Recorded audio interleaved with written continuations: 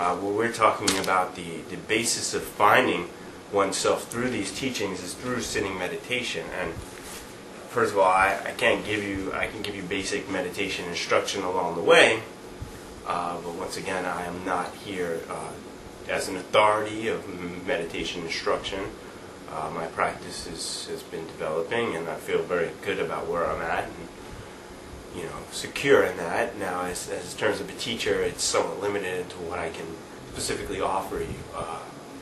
There's a lot. It's a very vast and deep and strong path, and one shouldn't fool themselves in terms of their own personal mastery or over tout what they're offering. So, with that disclaimer in mind, let me move forward. Now, the other thing, well, let me just say something briefly about the founder and the man that developed it. I referred to him at the beginning as the Vidyadhara, the great Chogyam Trungpa. He basically, he fled Tibet in 1959 and went to India, where he was working for the Dalai Lama, and in 1963, he got a scholarship to Oxford, England, where he attained a degree there, and was a very unorthodox teacher for the Tibetan. As a Tibetan, he had a specific interest and understanding of Western culture that was unusual, and I don't think was fully understood by his contemporaries. He developed as is what they call a crazy wisdom teacher, and sometimes it's very hard to evaluate the lives of these people in conventional terms, and he certainly falls into that category. It's really hard to look at his life and what has happened with him, as he developed and as he changed and eventually took off his robes and donned the classic Western business suit in a way to relate more directly with his students here in the West. In 1970, he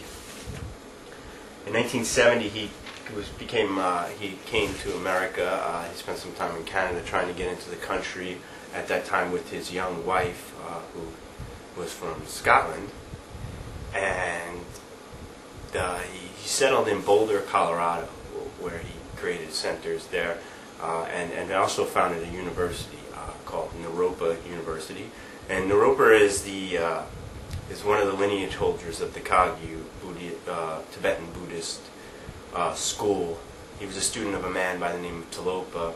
And just to give you some insight into Naropa, Naropa was a very, very intelligent man, and someone almost too intelligent, and that he didn't have the real basic core understanding to break through logic and conceptions, and was caught into the intellectualism of it, and had a vision where this hag overshadowed him while he was reading a book, and asked him if he understood the words that were in the book, and he was very, very proud and well-learned man said, "Yes, of course I understand what's in these books." And she was delighted, excited, and then she she asked him another question. Well, do you know the real meaning, the core truth of what's contained within these books? And once again, very proud, he said, "Yes, I do."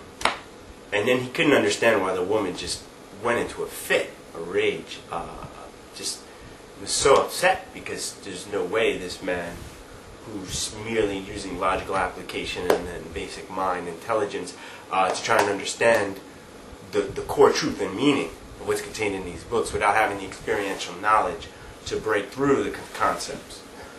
So that was Naropa. He eventually went on through many trials and tribulations through his teacher, found Talopa, his teacher, and became a great, great teacher in the Kagyu lineage of Tibetan Buddhism, the Vajrayana field. Well, let me not digress too much, considering that basically one of the things that's interesting about the Shambhala teachings was that it's a secular discipline, meaning that it's held separate from the religious aspects of Tibetan Buddhism that Chogyam Trungpa Rinpoche came from.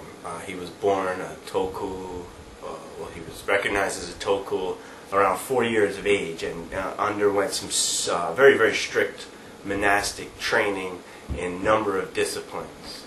And eventually, in his teens, he was actually the head of a monastery there before he had to flee, 59, which would leave, if he fled in 59, that would actually leave him at, let's see, it would take him about, just get his 39, 59, 20 years old, about 19 years old.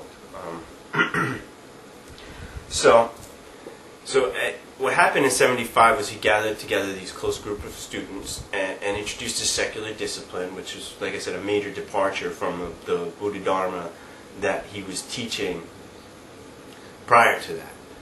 He was a great visionary, powerful, vast mind, and he's able to take on a bigger scope of thought than you traditionally see, and hence why I think there's so many elements of his life that people have difficult to understand, trying to take the conventional bent of grasping what this man was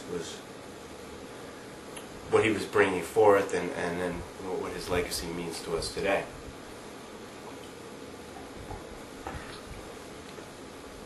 Okay. So basically, the Shambhala teachings, as was brought forth by Trungpa, was that saying that these teachings should be available to anyone, regardless of their background, their understanding. This is a much vaster and bigger vision than what would be contained within a strictly Buddhist context. And it's really remarkable to see the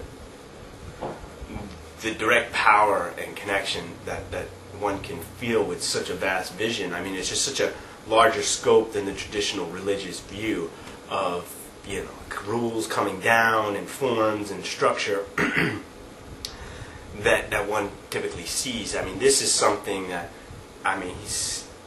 there's nobody trying to convert you or make you into anything different than just the basic human being that you are, and giving you an opportunity to connect into your basic humanness and your basic heart and your basic understanding of who you are. And this is a tremendous gift.